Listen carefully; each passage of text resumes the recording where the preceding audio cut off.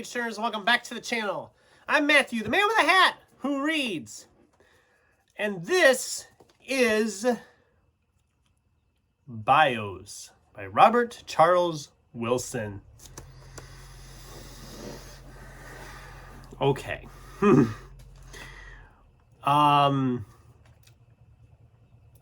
was bad. It was not a good book. I wasn't planning to review this book when I first picked it up to read here in Sci-Fi September. I had plenty of other ones I figured I'm going to like some of these other ones I have planned. They'd be good ones to talk about. But this one, as I was reading it, I really, especially as I got to the end, I really wanted to just air out some issues I had with it.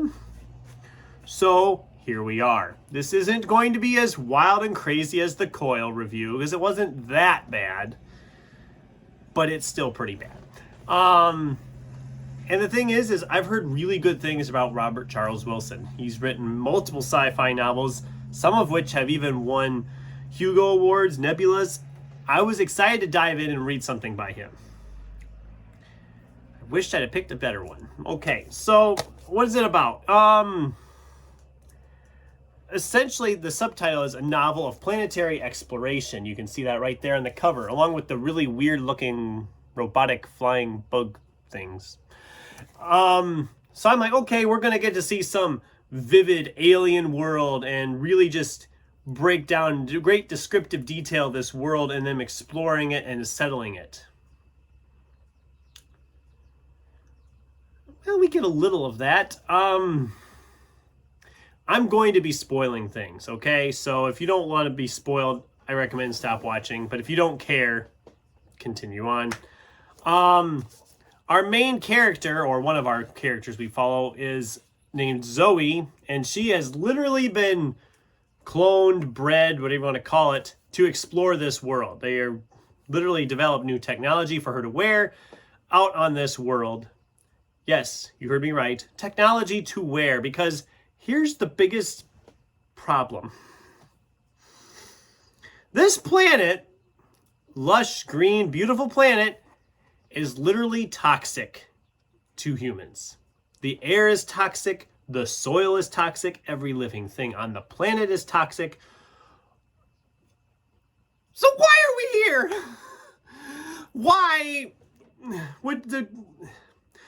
would so much money be going into maintaining this giant space station by the planet and all these outposts they've settled on the planet?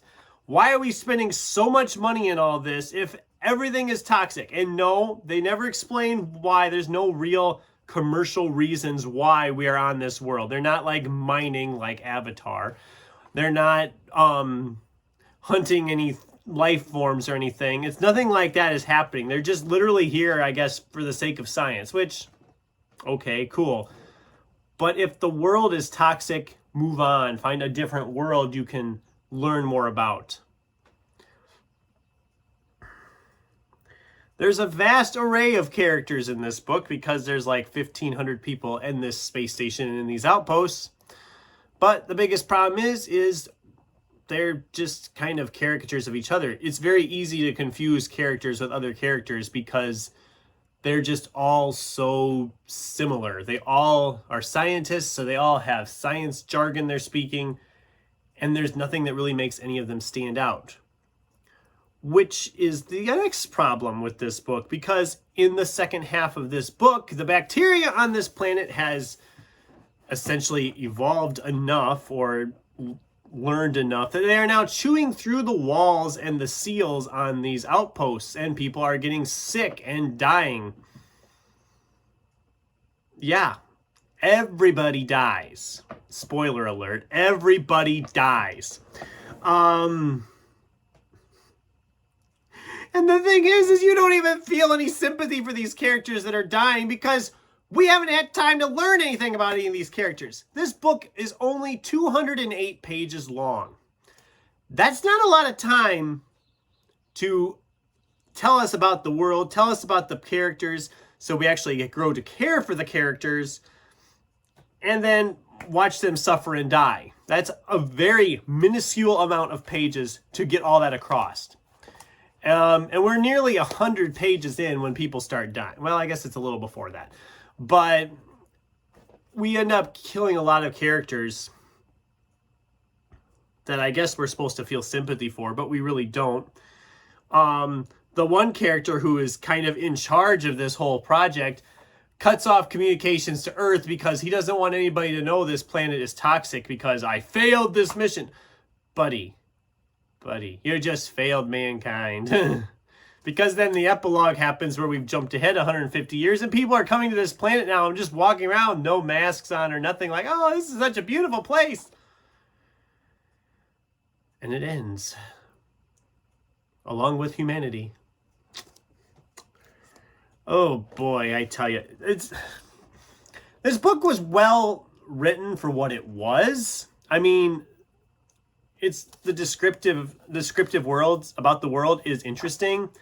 It's well written. It's easy enough to read that you're not going to get boggled down in science. The little bit we get to know some of the characters, we are semi-interested in them, but it's not enough to really care. Yeah, it's not good. I don't want to say for sure because obviously I don't know, but it almost feels like this book was being written and then the deadline for its publication was getting too close. So they just like, we got to wrap this up now. And it just kind of got slapped together really quickly. I'm not saying that's what happened. That's just what feels like happened because when it goes from part 1 to part 2, it just feels like we've completely changed stories. We've gone from this exploration thing where there's a couple bad things happening to freaking outright contagion outbreak type story where it's just everybody's getting sick, everybody's dying, and there's nothing we can do about it. And so we're going to make some stupid decisions here and there. That's not very good. That's what I'm trying to say. It was a 2-star for me. Like I said, it wasn't the coil bad, but it wasn't good either. So that's my review, thoughts, rants on Robert Charles Wilson's BIOS. Like I said, it wasn't my original plan to review that book, but I kind of wanted to talk about it a little bit. So, yeah, most of my sci-fi September reading has been going well. I've had a lot of good ones I've read. This was the first real stinker. Well, there was another one, but that's for an entirely different reason and not worth talking about here. But that's the video. I'd love to hear it. What did you think? Does this book sound like it's as bad as I'm making it out to be? Have you read this and I'm just way off base? What are you reading right now? I'd love to hear from you in the comments down below. Thanks for watching, and until next time, keep turning pages.